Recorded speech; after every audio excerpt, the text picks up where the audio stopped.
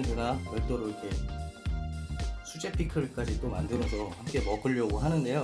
피클은 원하시는 분이 있으면 나중에 영상을 한번 만들도록 할게요. 아마 피클 만드는 방법들은 뭐 갖가지 노하우들이 다 있으시기 때문에 제가 굳이 뭐 말씀 안 드려도 괜찮을 것 같아요. 굉장히 귀찮으니까 차라리 시판 제품을 사서 드시는 것도 나쁘지 않습니다. 그리고 오늘은 토마토 소스를 생토마토를 이용을 했는데요. 생토마토를 넣고 토마토 퓨레를 왜 또 집어넣어 줬냐면 단순히 색깔 때문이에요. 사실 토마토 퓨레를 넣지 않아도 괜찮습니다. 전 아무래도 영상을 촬영해야 되기 때문에 토마토 퓨레를 넣고 색깔을 조금 더 빨갛게 만들어줬어요. 캔에 들어있는 토마토를 사용하신다면 굳이 토마토 퓨레를 넣지 않으셔도 충분히 빨간색이 날 거라고 생각을 합니다. 근데 역시 생토마토를 사용하시는 게 아무래도 조금 더 프레시한 느낌이 있겠죠. 자, 그럼 이 디아볼라 피자 한번 먹어볼게요.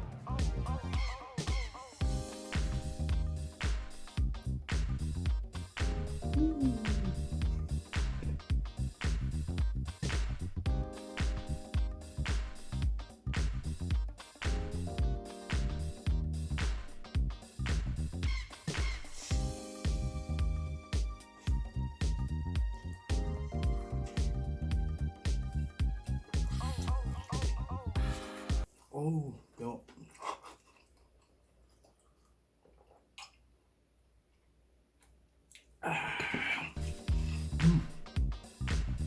수제 피클도 같이.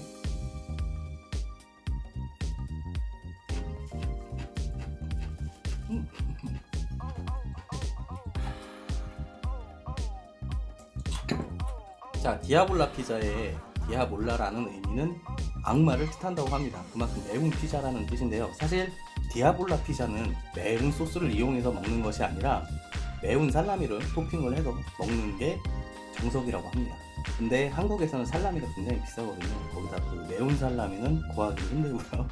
주말에 술안주로 피자 한번 해먹자고 굳이 비싼 매운 살라미를 구매하지 마시고 이렇게 소스를 맵게 만들어서 집에 있는 간단한 재료를 토핑해서 피자를 만들어 드시면 맛있게 드실 수 있습니다. 그리고 피자 만들 때 가장 귀찮은 게 사실 피자 도우를 만드는 건데요. 피자 도우는 또르띠아를 사용하시거나 그냥 식빵을 사용하셔도 될 것 같습니다.